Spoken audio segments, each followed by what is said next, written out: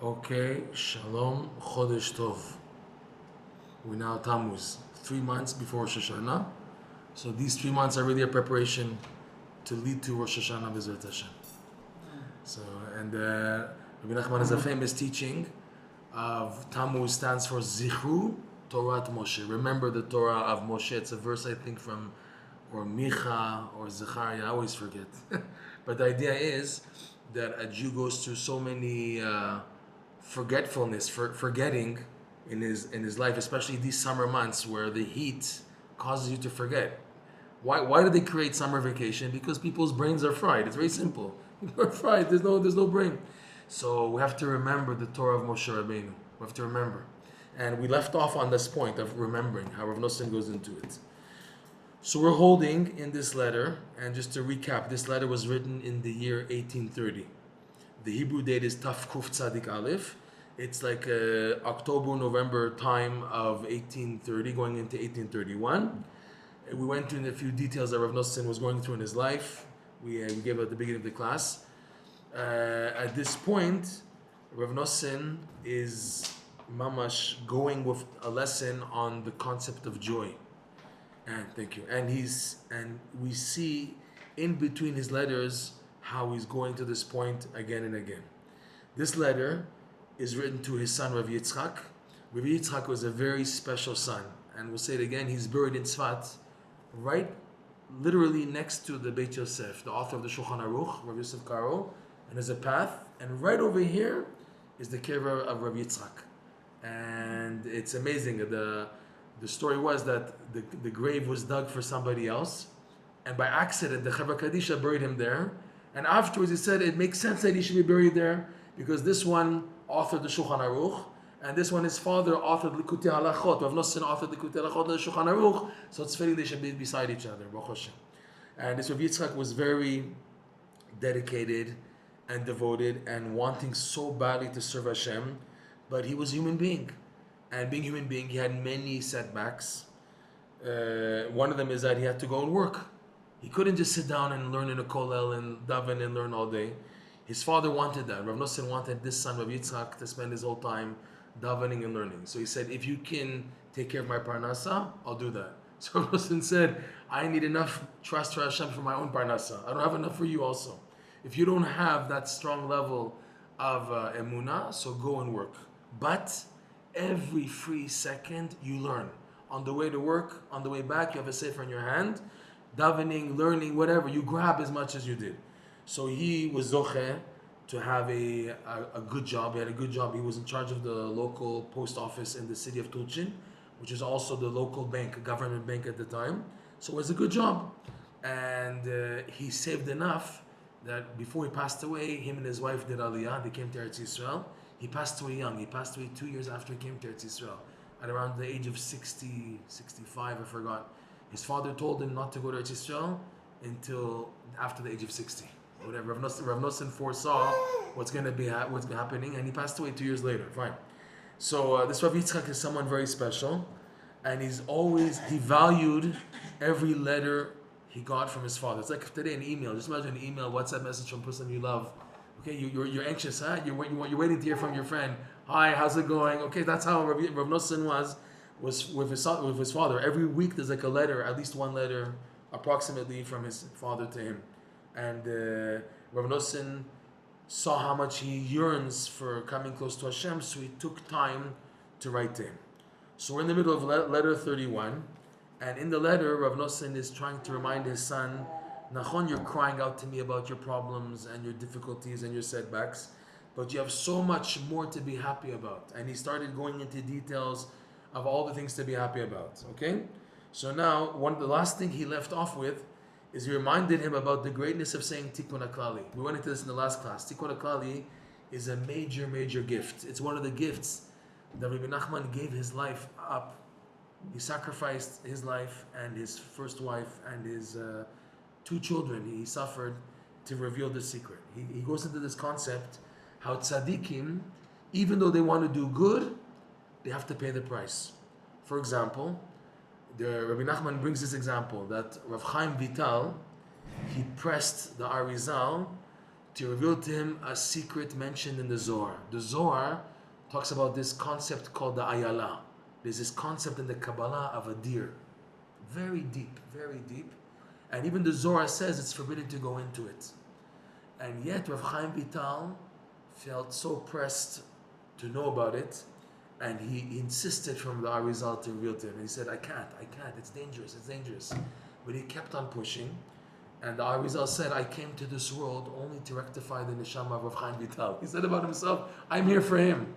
We know that. Everything that we have from the Kabbalah is through Rav Chaim Vital. In 2 years, everything he heard from the HaEzer was able to write. The famous story that the HaEzer took Rav Chaim Vital to the Kinneret, to the exact spot where underneath is the well of Miriam, the bear Miriam, and he stuck a cup in and he gave him to drink.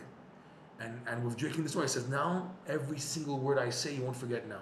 Everything, you won't forget anything now. For 2 years, the HaEzer was talking, teaching Torah, and Rav Chaim Vital grasped everything, and that's what we have. The writings of the HaEzer is thanks to Rav Chaim Vital, okay? So the HaEzer said, I came to this world for him. That's why he passed away so young. He passed away at the same age as Rabbi Nachman, 38, the HaEzer. So that's an amazing connection between them. And they say also, Reb Noson passed away at 65, and Rav Chaim Vital passed away at 65. There's an amazing connection between these tzaddikim. People don't know that, okay? So the HaEzer, he came to this world. I'm here for him. So he revealed to him the secret. Right after he revealed to Rav Chaim Vital the secret of this dove, the ayala, the deer, the HaEzer's son Moshe got sick, a little boy, and died. And he said it was because he revealed the secret to Rav Chaim Vital. And even though it was something good, it's Torah, okay. Rav Chaim Vital, you're a master Kabbalist, you're at the capacity to understand it, no problem. But still, when they do good, they have to pay the price. It's like, in a way, the idea of when we eat a meal with bread, we have to wash it in mayim achronim. The last waters is what? Pshat is we wash our hands because there might be a remnant of salt, but that reason is already gone. Any salt left from Sodom, there's no salt today from Sodom. Okay, you put your finger in your eye, you're not going to get blind. People don't do that. The real reason is we have to give the evil like a doggy bone. When you eat something, the evil says, what about me? In order to live, I need also nourishment. And if you don't, so the evil starts breaking out and causing destruction. So to calm down the evil, you have to give a doggy bone. That's how Hashem designed life, that the evil has to get something, but we try to give it minimum. That's my machonim. That's why it's only at the tip of the fingers, the first part of the fingers. Give them total minimum. Okay, so you have to give the evil something. So Rabbi Nachman, he revealed several secrets. One of them, the big one, being the Tikkun HaKlali, which is a big breakthrough in Jewish history and in Judaism and in Torah and everything. That just by saying 10 chapters of Tehillim, that's all. Just saying. You would think, self-mortification, jumping off the Everest, I don't know, something crazy, staying under freezing water for 10 minutes. No, something simple to fix the worst blemishes, sexual blemishes, saying 10 chapters of Tehillim. Okay? It's a big thing. He sacrificed a lot, Rabbi Nachman. He indicated he lost his first wife from tuberculosis, 2 children, a daughter, Fega, and a son, Yaakov, and another son even, Shlomo Ephraim. He said he lost 4 children. I made a mistake, not 2 children. 4 children. A daughter, we don't know her name, Fega, Yaakov, and Shlomo Ephraim. And he said all this because he's just trying to do good from Israel. You can understand it. Tzaddikim do good and they pay the price. The answer is yes. And he says, Rabbi Nachman, this is the Darchei Hashem, the ways of Hashem that we can't understand. We can't figure it out. The tzaddikim, they do good and they pay the price. Even if you're doing good, get rewarded. No, this is the idea. In order to keep the evil in place, in check, some doggy bone has to be given. And by the tzaddikim, it's a big price. Like the HaEzer lost a child, and Rabbi Nachman lost 4 children, he said. Okay? He said, for one secret that the HaEzer revealed, he lost his son. And me, how many things I revealed to you guys, so how much more I'm going to have to suffer? And he was always, Rabbi Nachman, suffering, but he was able to overcome it. He was able to be positive and give over the message of being positive. He said once about himself, Rabbi Nachman, don't learn from me. He said, Rabbi Nachman, he went with an expression of a broken heart. He wasn't smiling that much. And he told his Chassidim, don't copy me in that. Don't learn from me. Number 1, I'm a descendant of David HaMelech. So it's known that the descendants of David HaMelech, they walk around with a broken heart, because David HaMelech himself had a broken heart when writing the book of Tehillim.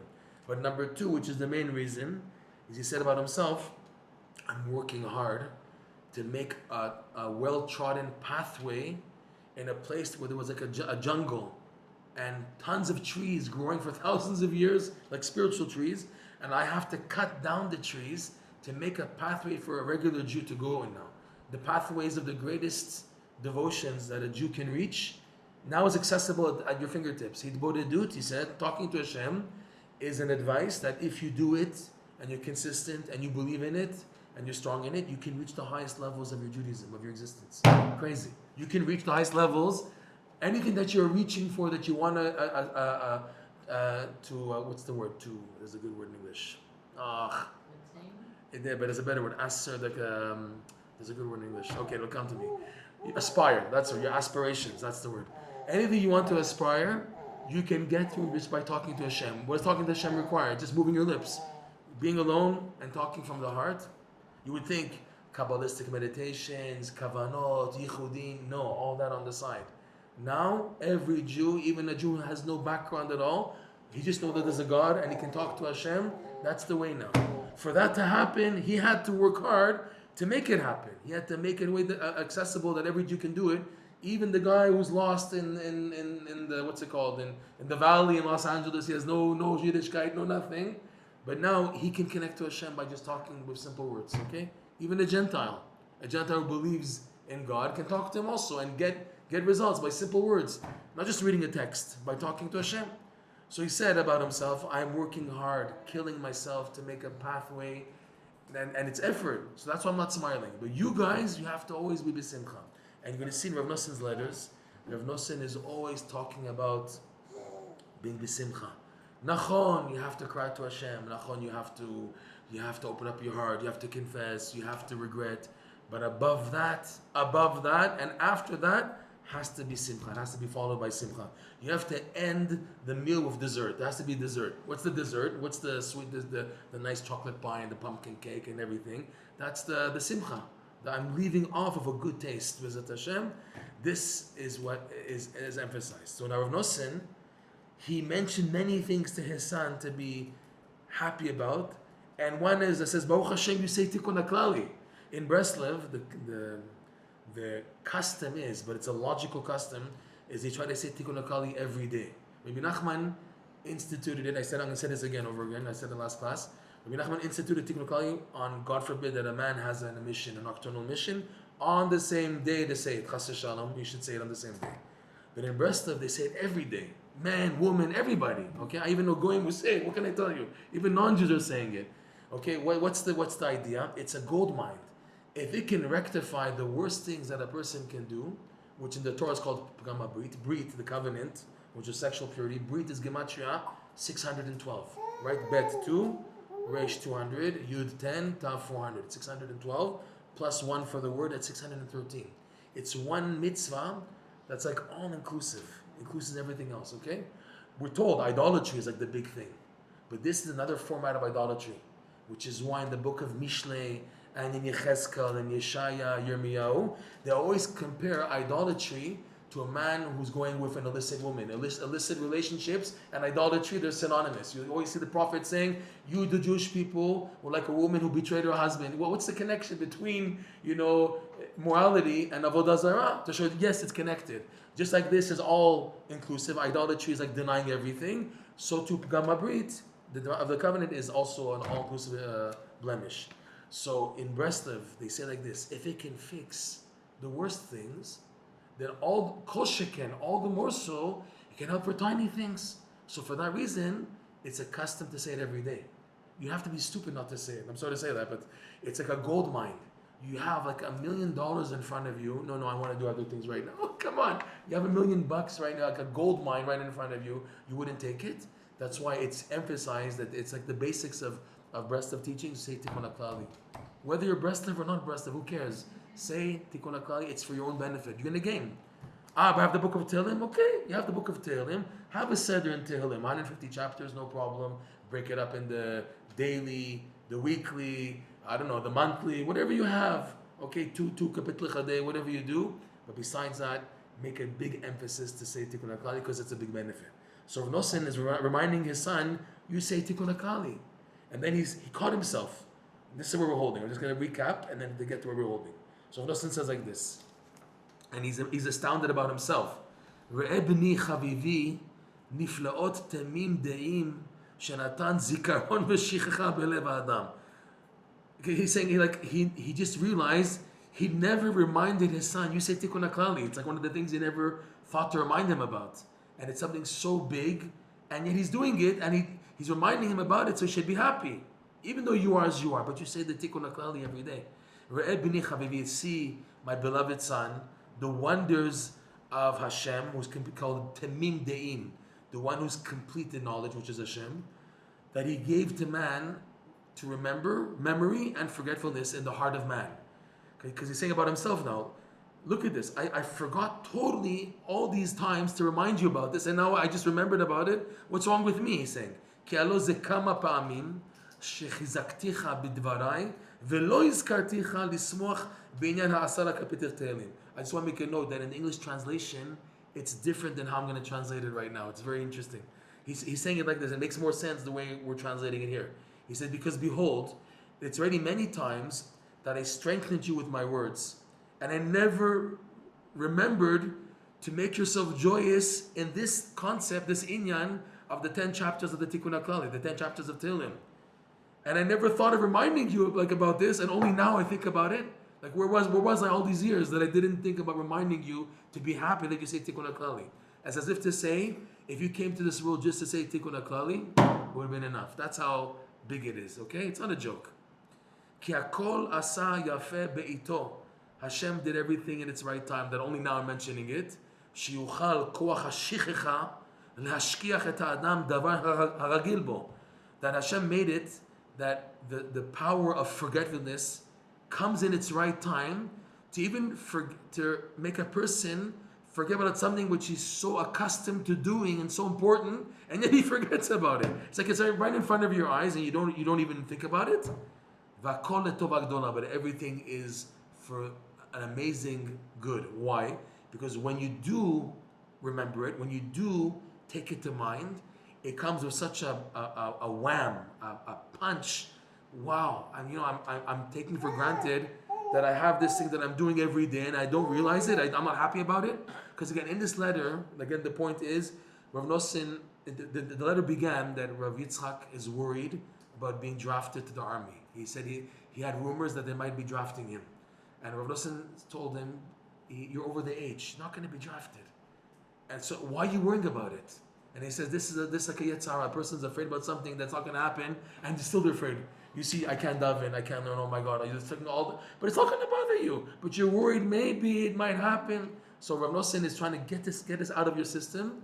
How? By working on what to be happy about. It's something which is totally unnecessary, and the fear causes you worry, and the worry causes you sadness, and the sadness makes you that you're not doing what even you could have done, the minimum that you could have done. So therefore, my son, get off of this and work on building to be happy. That's how the letter began, okay? So he's saying now, it's amazing. I'm just reminding you only now about this thing because it's coming in such a strong thrust to help you, to remind you have what to be happy about. And get all the worries out of your head. Stop worrying about something that's not going to even harm you. It's not going to touch you, okay? And Reb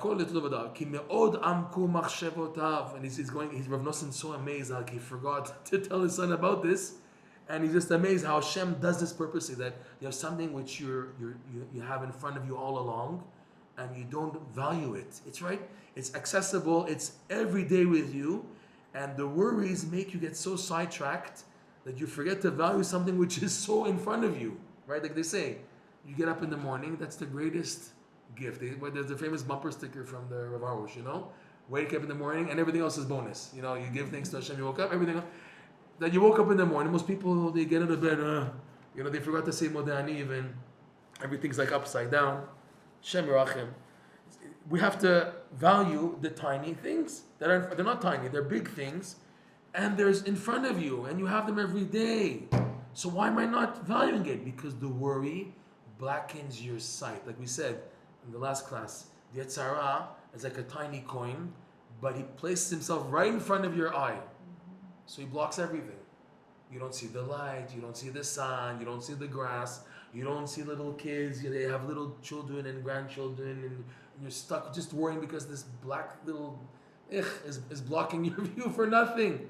It's terrible what he does, Yetzirah. He comes right in front, and he's really nothing. And the good is much greater than what he's trying to cause. He's blocking such big things, and he's nothing. What is he? He's just a tiny little dot. Okay, so because of that, we have to work so much on being besimcha, and because there's what to be happy about.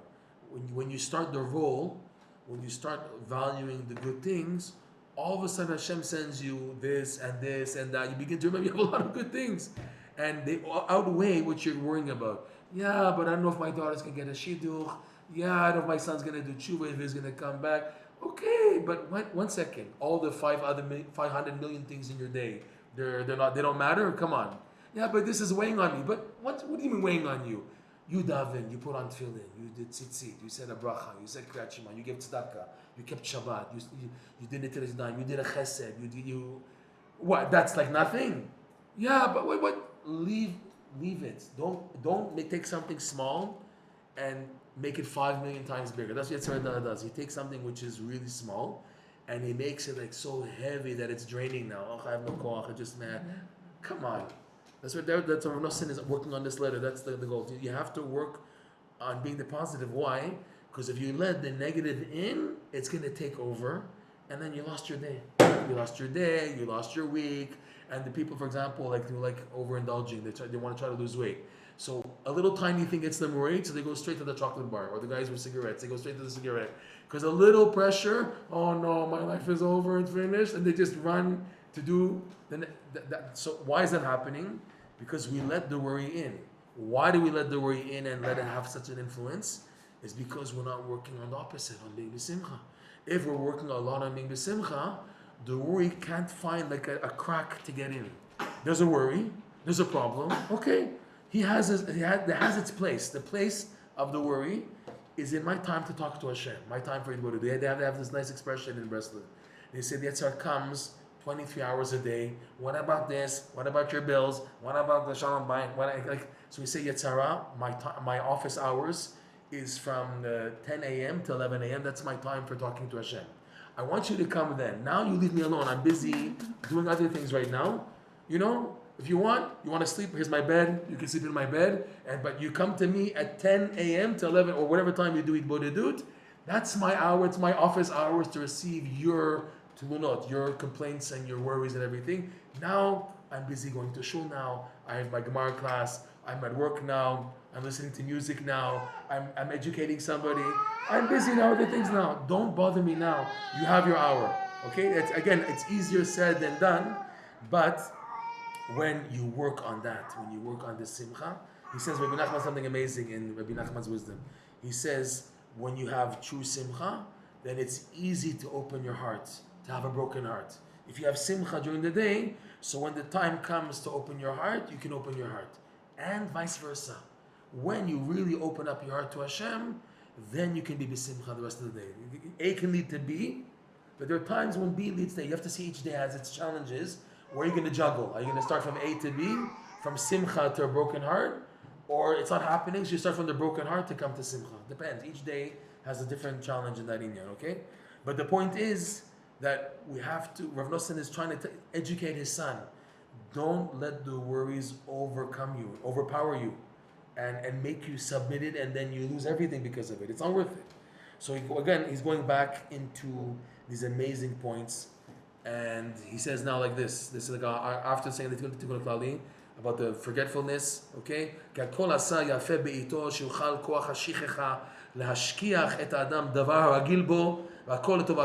said this earlier.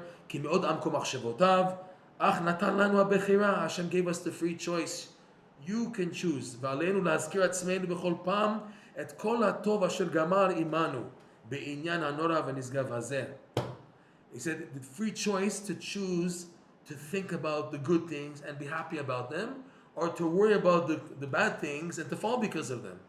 And he says, Reb Noson, and it's incumbent upon us to remind ourselves, b'chol pam, every time, all times, b'chol pam, et kol hatov asher gamal imanu, all the goodness that Hashem bestowed upon us, be'inyan hanora v'nizgav hazeh, regarding this awesome and wondrous thing. Which awesome and wondrous thing? Shezachinu listofef betzel kadosh v'nora v'nizgav kazeh. This is where we left off last week. That we had the merit. He's saying after all this said, even after the tikkun HaKlal that he mentioned earlier, that we have this unbelievable merit that we take refuge under the shade of this holy, awesome tzaddik. We have a tzaddik to rely upon, Rabbi Nachman. V'hinei retzoni lichtov lecha. Okay, that. He mentioned this earlier also, and he signs off of that point because he mentioned it in the previous paragraph of that we have to also be happy that Hashem brought us close to this amazing tzaddik who was literally a lifesaver. Anyone who discovers Rabbi Nachman will admit that he was a lifesaver, and people who are in Breslov a year, 2 years, 5 years, 10 years, 20 years, 30 years, they will honestly say that if it wasn't for Rabbi Nachman's teachings, they would be somewhere else now in life. I wouldn't be here right now, chas v'shalom. Everyone has that feeling. So now he goes on, Reb Noson. V'hinei, this letter was written on Sunday, Parshat HaEzer. Okay? V'hinei. And that means the parsha before was Vayera, and Parshat Vayera, which ends with the passing of Sarah. Let's see what he says here. והנה רצוני לכתוב לך איזה דיבור שדיברתי אתמול בסעודה שלישית והיה נצרך לך. He says, behold, I want very much to write to you what I spoke about. Reb Noson, his way was to speak publicly in Seudah Shlishit. Every Shabbat, he would give over the discourses that he was writing in Likutey Halakhot. He would develop them and first give it over on Shabbos, and then afterwards write it down. And for Reb Noson, that was a highlight. He goes into this idea that tzaddikim in general, the main time they reveal Torah is in Seudah Shlishit on Shabbat. That's why every Shabbat, the highlight of Shabbat is Seudah Shlishit. And that's when most divrei Torah are given over.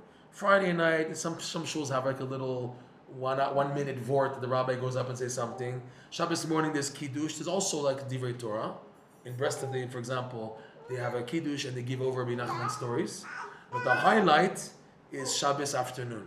Shabbos afternoon, Seudah Shlishit. That's when the Breslovers learn Likutey Moharan, whatever. And Reb Noson, that's when he had his main insights that he had built up during the week. He would give them over on Seudah Shlishit. And he's telling his son, I would like to write over to you what I gave over yesterday.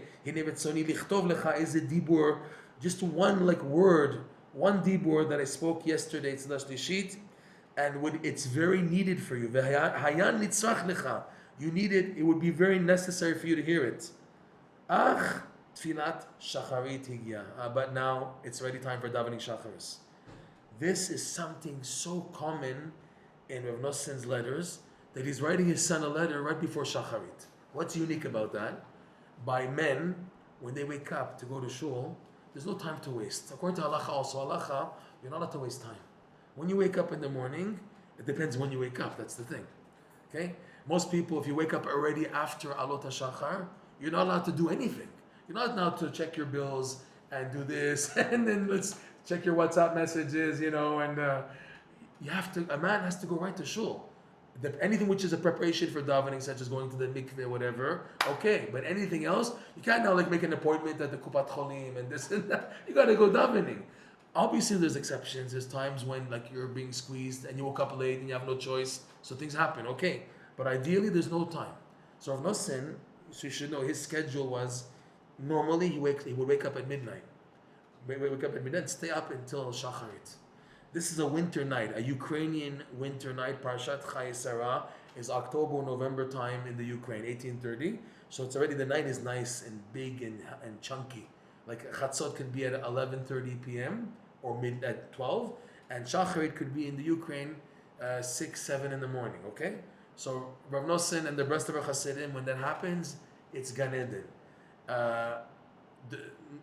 The devotion of what you do from after midnight until Shacharit, Rav Chaim Vital writes in the name of the Arizal, is a few thousand times greater than learning Torah during the day. A person can learn Gemara during the day.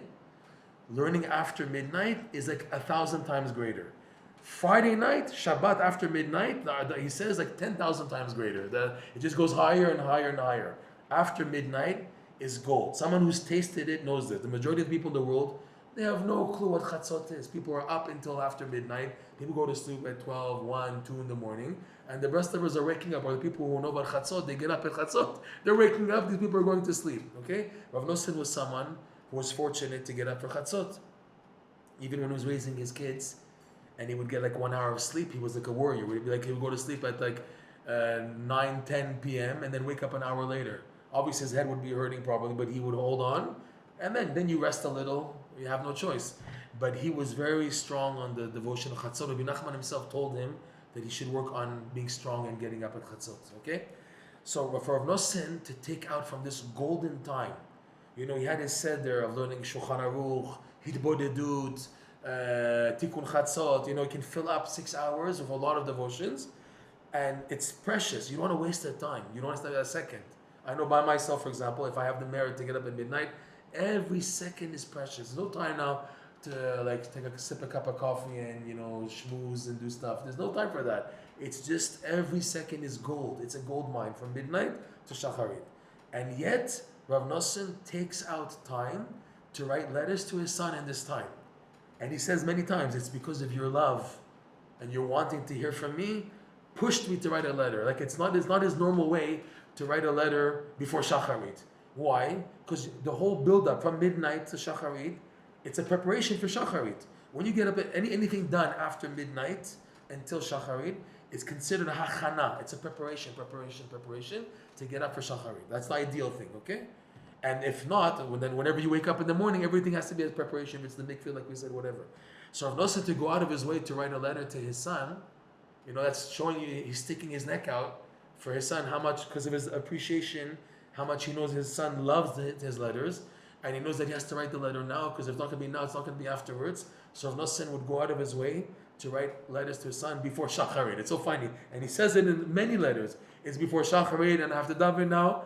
So why are you writing the letter? Because I love you, and because I know you want to hear my letters. And both of our yearning, from my yearning to give, and your yearning to receive, forces me to sit down and write this letter. But to show you how Reb Noson was down to earth. He wasn't saying, no, I'm in my avodat Hashem, leave me alone, I have my davening, my seder. He was able to know when to forego and to give to someone else. It's a big thing. It's not always, you can't now, every person comes to you and you give, and you then become just a slave to everything. You have to know a balance, when to be able to give to others and when not. It's not easy. You have to weigh, will the benefit of this person be much greater, or it's like someone else can do it. But no, now it's only me, and if I do it, it'll be done properly, etc., etc. It takes a lot of hitbodedut and asking Hashem for guidance when to forego and when not. It's not like always, your wife wants you at home, it's always boom, boom, boom. Like it's not clear. There's no rules. The person has to give and take and know. Reb Noson, for example, just give an example. Reb Noson's first wife passed away a month before Rosh Hashanah in the 1820s, before this letter. And his kids were still little children. They were like 4 years old, 5. They were little orphans, 6 and 7. And he knew they needed him at home. And he was torn apart. How could he leave his kids in the city of Breslev and go to Uman for Rosh Hashanah? This is an example of Mesirat Nefesh. And he knew that if he wouldn't be at home, it would be hard for them.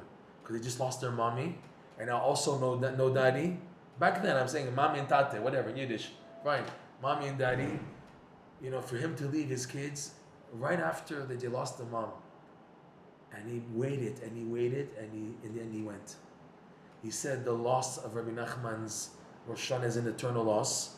Me not being there for Rosh Hashanah, okay, I'll be back right after for Yom Kippur or Sukkot, I'll be there. And in the meantime, he got help. He had relatives. He wasn't alone in his city. He had his brothers and sisters who lived in nearby Nemirov. He was able to get help. They weren't chas v'shalom left alone. It's not, we're not crazy people here. We're not a man, okay, 6, 7-year-old kids, stay home, I'll be back. No, we're not talking about that. He had hired help, whatever's needed. But that comfort of a parent, he felt that the loss of not being by Rabbi Nachman for Rosh Hashanah was greater than the loss of not being with his kids for Rosh Hashanah. It would be made up for right after Yom Kippur and Sukkot. It's an example. You have to know in life, how you can't know. It's a lot of davening. These things, you can ask a Rav, but the Rav is only giving you his perspective up to a certain point. And sometimes you ask a Rav and you feel of intuition, doesn't feel right. Because there's certain types of questions that a Rav is not there to answer. It's you have to turn to Hashem. You have to. This is also another thing. When do you ask a Rav a question and when not? You got to do a lot of davening to Hashem, like King David said in chapter 25. Hadricheni ba'amitecha. Hashem, I have no idea what to do in life. Guide my life according to your truth. I need a Rav. Okay, which Rav? There's like 5,000 choices. How am I supposed to know which Rav to choose? So in other words, for even a decision of truth, I need a higher level of truth to guide me that I'm making a right decision of truth. For that we have Hitbodedut. Hitbodedut is asking Hashem for the ultimate level of truth. Hashem, I'm turning to you. I ask you, send me the right people in my life. Send me the right questions to ask, the right people to ask, the right Rabbanim, the right decisions. All this is so important. Because of that, Hitbodedut makes the worlds of a difference. There's worlds apart between a Jew who talks to Hashem and a Jew who doesn't talk to Hashem. It's a different ballgame. They're both from keeping Shabbos, learning Gemara, blah, blah, everything. But the person who's talking to Hashem is in a different ballgame than the person who's not at all. Because he has Hashem's emet always shining to him because he's asking. Karov Hashem, lechol kore'av, lechol Hashem yikrovim. And we said this in last class. Hashem is close to all those who call out to him. All those who call out to him. You have to call out to Hashem. If you're not calling out to Hashem, you're just reading the words of the davening, and you never once even express yourself to Hashem. So what do you expect? What do you expect when life gets unbearable and this? If you didn't do minimum talking to Hashem, so what do you want? That's why again, Rabbi Nachman sacrificed everything to teach people these amazing advices, and he paid the price, like we said originally. Okay. So going back. הנה רצוני לכתוב לך איזה דיבור שדיברתי אתמול בסעודה שלישית והיה נצרך לך אך תפילת שחרית הגיעה. Reb Noson saying, I'm writing you before shacharit and I have to daven now. That's it. There's a time limit, you know. Alot HaShachar comes, that's it. You have to now get ready for the davening. וגם זה, you see, look, he even says it himself. And even what I wrote already, that I'm going out of my way to write to you, וגם זה שכתבתי היה מריבוי האהבה. Look at this. המקלקל את השורה. And even that which I wrote to you, my son, is because of the immense love. And what does love do? You know, there's halacha. Okay, boom, boom, boom. Yeah, but, you know, love can ruin it. When you love somebody, even Hashem and the Am Yisrael, we could do something wrong, but Hashem says, ahava mikalkel tashura. You did wrong, but my love for you bypasses the kilkul.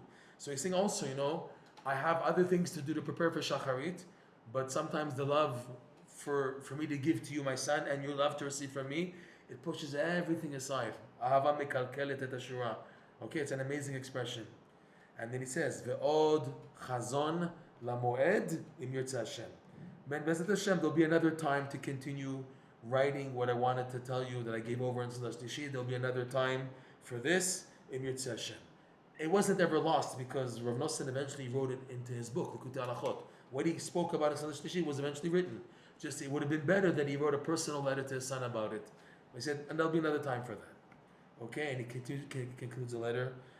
Divrei avicha hamidgagia lididutcha. His Reb Noson's wording is just so amazing. There's an actual human being writing like this. It's amazing that there are people who are so real and so emistic, so truthful, honest. These are the words of your father. Hamidgagia lididutcha. Who's yearning? I'm yearning and pining and cleaving for your friendship. He's talking to his son. I'm yearning. It's not like a father to a son. Okay, you know, you have to listen to me. You have to obey me. I'm your father. He's talking like someone who loves someone amazing. These are the words of your father, who's yearning for your friendship. Umitzapeh lishmoa mimecha, and I'm waiting to hear from you. Divrei simcha v'chedva. Hear that? I don't want to hear your problems so much. I want to hear words of simcha and chedva. Noson mi breslov. I don't know, should we stop here? We should go on, because the letter's not finished yet. So do the last part of the letter, okay? It was one little piece, okay? This little piece might take half an hour. I'm worried. We'll start it. Let's see how far we go into it, because there's an amazing message in this last little piece of Reb Noson's letter, okay? But the bottom line is, Reb Noson was now at this time learning lesson 24, Likutey Moharan part 1, where, like we said, the main theme is simcha and simchat mitzvah, and that's the key for the Geula, for the Shechina to come out, for Am Yisrael to get out of Galut, and for a person to fulfill his actual, from potential to actual, to actualize who he really is. And Reb Noson's wording is amazing. I want to hear words of simcha and chedva, because that's the goal. You complain everything, but I want more to hear the simcha. So Reb Noson adds a little piece, like a PS. After he actually finished the letter, he adds this little piece. Ahuvi b'ni, my beloved one, my son, my beloved son, beloved one, my beloved son. ביקשתי שתשלח לי 3 רובל חדש בהלוואה, בקרוב תקבלם מרבי שמשון. I'm asking you, I'm requesting you again. Rav Yitzchak had access to money because he was working in a government bank, and they trusted him, so he can do. A bank manager has room to do things. That's why when you want really like a special deal, you don't speak to the guy working in the office. You go to, I want to speak to the manager. Please, I want to speak to the manager, because you'll get some way, because he has his connections, what he can do as being a bank manager. So Yitzchak also had extra access for funds, and for that reason, Rav Noson from time to time would ask him for a loan. It's not to say that Rav Yitzchak didn't give tzedakah to his father. He believed one of the greatest tzedakahs at that time was to help support any cause connected to Rabbi Nachman. So whether it was for Rav Noson himself, whether it was for printing the books, whether it was for building the klois, the shul in Uman for Rosh Hashanah, Rav Yitzchak was always there, okay? But beyond that, more was needed, and Rav Noson from time to time would have to ask for a loan. But look how he asks for a loan. Not a loan that he's not going to pay back. A loan that he's going to, and he's telling him already how it's going to be paid back. I'm asking you, my son, that you please send me 3 ruble chadash. I guess it's a nice amount of money. As a loan, not for tzedakah. Ubekarov tikabelem, and very soon you'll get back that loan from Rabbi Shimshon. This Rabbi Shimshon is a very special person. Maybe it's worth at this point just to say who this Rabbi Shimshon is. This Rabbi Shimshon is the grandfather of the famous Reb Shimshon Barsky, who's buried in Uman. Reb Shimshon Barsky wrote a book in Hebrew called Etzot Mevuarot. It's been translated in English by the BRI as A Bit More Advice. What he did, Reb Shimshon Barsky, he took Rav Noson's original book called Likutey Etzot Advice, and he felt that he needed to expand it more and explain it more using Rav Noson's other books. So he wrote it in Yiddish, and it was a bestseller in Poland. It was published in Poland before World War II, and it was a bestseller. It was unbelievable. We have parts of the original manuscript left. We don't have the whole book. Only parts of it are left, okay? This Reb Shimshon Barsky, who wrote this book, so from, I think, somewhere in between his grandfather and him, he's descended from Rabbi Nachman. Okay, but this Reb Shimshon here, his grandfather was just a disciple of Rav Noson. This Reb Shimshon, he discovered Rav Noson at the age of 12, and he was on fire, and he started going to hear Rav Noson speak every Shabbos afternoon, Sadash Lishit. The Breslovs would get together, but Reb Shimshon came from a family who were very misnagdish, very against Breslov, very against. And they told the son, stop going to their cult, they're dangerous, these Breslov Hasidim, etc. So he warned them, don't go, and he wasn't listening. So one Shabbos, his parents were fed up. They took away all of his clothing, his Shabbos clothing. They locked him in his room. You have no clothing, you can't go out. You're no clothing. So what did he do? He found, there's like 2 opinions, or he found one of his mother's winter coats, or another version of the story, a farmer's working clothing for an adult, and he's 12 years old. He was so burning to hear Rav Noson, he didn't care. He put on or his mother's coat, winter coat, or this farmer's clothing. He jumped out of his window. It's not like a 10-story building, like maybe 1 or 2-story maximum. He got out and he ran on the street. Everyone was like, these are shtetl. In the shtetl, everybody knows everything about everybody. Okay? They have a joke about Mea Sharim. So I want to tell you, like we're talking about shtetls. There's a joke about Mea Sharim. There was a Baal Tshuva who rented an apartment in Mea Sharim, and he's opening his fridge to drink some milk. So the neighbor bangs on the wall. Hey, it's not 6 hours yet. Everybody knows, they're nosy. Everybody's nosy. The shtetl life back then in Eastern Europe, everybody knows about everybody. And all the neighbors are Jewish. It's a tiny street. There's maybe 60 families in the village, whatever. Everyone knows each other, okay? So Shabbos afternoon, this Reb Shimshon ran out of his house with his mother's coat with the farmer's, and everybody was cracking up, everybody. And he came into Rav Noson's house dressed like this. The rest of the Hasidim, they saw Reb Shimshon, 12-year-old boy. They all cracked up, and Rav Noson knew what happened. He said to him, I'm going to pay you back for this. When did this happen? after this Reb Shimshon passed away. What happened was Reb Shimshon, he also became a wealthy man, and his job is that he worked for a descendant of Rabbi Nachman. This descendant, his name was Reb Avram Dov. This Reb Shimshon, he wanted to work, but at the same time, he loved going to the fields and forests to do Idbodedut. So Avram Dov, who was very wealthy, he had tons of land with trees. And how he made money is he would sell lumber to the Ukrainians. The Ukrainians would come with trucks, whatever, back then with horse wagons and buggies with horses, whatever, and they would take lumber, they would pay him for the lumber.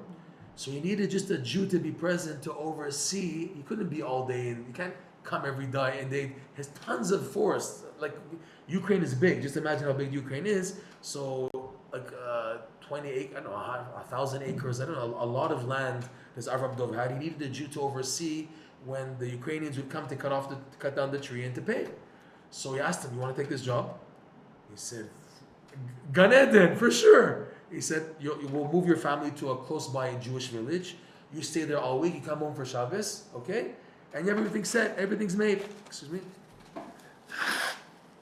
Fine. So he took the job, and he was known as Reb Shimshon Mehayar, from the forest. That was his name, Reb Shimshon from the forest. So he became also wealthy because of that, and beforehand he had another job. He had some money, and Rav Avram Dov told him, "Listen, the money accumulates by you." He didn't come every month to collect the money that Rav Shimshon got from the lumberjacks, whatever. It would build up, and he said to him, "If you ever need extra money to borrow, feel free. You don't have to ask me even. I'll trust you." So there was a time Rav Shimshon had to marry off his daughter, and he needed a big loan. So Avram Dov said, "You can take the money. You don't have to ask even." So he borrowed money, and before he could pay him back, he passed away. Okay, he passed away, and he came that night that he passed away. He came to Avram Dov in his dream, and he says, "Listen, I just want you to know I just passed away, and I borrowed money from you, and your grandfather, Rabbi Nachman, was his grandfather. Avram Dov, he is the daughter of Odel. Odel is the daughter of Rabbi Nachman. Rabbi Nachman won't let me into his chamber until this debt is taken care of." Because let's just by the way, in Breslov, they make a big deal of not leaving this world and you owe money to somebody else. It's the worst thing. The worst thing is that he's not gonna let you in if you owe money. It's scary. People they treat lightly, born, they forget that they owe this guy, terrible. It's dangerous. In Breslov, they make a big deal out of it. Be careful that you owe money to somebody else before leaving this world. Be careful. Why? Because you're going to pay by Rabbeinu. You're going to pay. You're going to pay the price with the Rebbe's thing. Okay. So he told Avram Dov, "Your grandfather won't let me in to his heichal that he has up there until this loan is taken care of. And I'm telling you, I just passed away, and it's not going to be paid back." So he told him the dream. I mochel the debt. I mochel the debt. You're completely free from paying me back. It's okay. Just tell me what's happening there. It's already that you're coming to me. Let me know what happened. What happened to you from the time that you died until now. So he said like this: as soon as I passed away, the first person I saw was Reb Noson. And Reb Noson said to me, "You remember I said I'd do you a favor? I'm going to do it now. Now's the favor. I'm taking you to the Rebbe." So he brought him to the Rebbe. And this is the famous expression. Okay, you guys don't know about the expression, but there's an expression in Breslov literature called Hechal Hagvanim HaMishtanim. Rabbi Nachman has a chamber there. Every tzaddik has a chamber. Like Rabbi Shimon Bar Yochai has a special chamber. Arizal, the Baal Shem Tov, okay, Moshe Rabbeinu. All the tzaddikim have hechalot. It's marked down in the Zohar. Hechala de Rashbi, Hechala de Rav Yanai. Every tzaddik in heaven has a hechal where they're learning in heaven the Torah of Rabbi Ishmael, Kohen Gadol, Rav Yanai, Rav Yehuda, the Tanaim, Amoraim, Nevi'im, Rishonim, Achronim, the Bach, the Ramah, the Beit Yosef, they have a hechal. The Rambam, each one has a hechal. Rabbi Nachman's hechal, he says it's called Hechal Hagvanim HaMishtanim. Its colors are constantly changing. What does that mean? That the tzaddikim in heaven, they have a fixed hechal, chamber, but it's fixed. Okay? All you need to do is to have the merit to get in, and you're in. But Rabbi Nachman's chamber, it's in constant momentum and movement in heaven. It's like fixed. It's just changing levels non-stop, and by changing levels, it's changing colors. So it's called Heichal Agvanim Mishtanim. So you need a big merit to get it because it's always moving. It's always on the run. So Reb Noson said to Reb Shimshon, I'm going to do you a favor now. I'm going to bring you in. He brought him in, and he saw Rabbi Nachman at the table, and a big fat book in front of him. And Reb Noson told the Rabbeinu, this is my student, Reb Shimshon. So Rabbi Nachman opened the book to see if his name appears in the book. And he says, he's here. But first, take him to Nahar Dinur River. Nahar Dinur is considered a very excruciating, painful purification. It's like a river, but it's a fire. So you go in, the neshama goes in and out and gets purified. So Rav Noson went in and came out, and Rav Noson went like this, Mechaye, Gan Eden. Rav Shimshon said, I went in, what can I tell you, Avram Dov? I never had such pain in my whole experience as I did. Rav Noson went in and out, and he said, Mechaye, and he said about himself, Rav Shimshon, I went in, it was really bad. So then he brought him back to Rabbeinu. He said, okay, Nahar Dinur, okay. It says here that he owes a debt to my grandson. Not only does he owe a debt, but to my grandson. So he has to take care of it. He can't come in and he's taking care of it. That's why I'm coming to you in the dream to ask forgiveness for the loan and let me free, okay? I think we'll stop here. I thought it was going to last half an hour, this thing. But this is the Rav Shimshon. And Rav Noson is telling his son, this Rav Shimshon is going to pay you back, okay? They maintained the connection. From after the age of 12, he stayed with Rav Noson. He became a very close follower. Very strong, very attached. Even in the most difficult times, Rav Noson was facing major opposition. Rav Shimshon was there with Rav Noson. We'll continue with this part of this story, hopefully next week. Thank you for joining, and it was very powerful today. Bezat Hashem. Bezat Hashem. Thank you, Rabbi Nachman. Thank you, Rav Noson. Thank you for shining their lights. Okay. Shalom.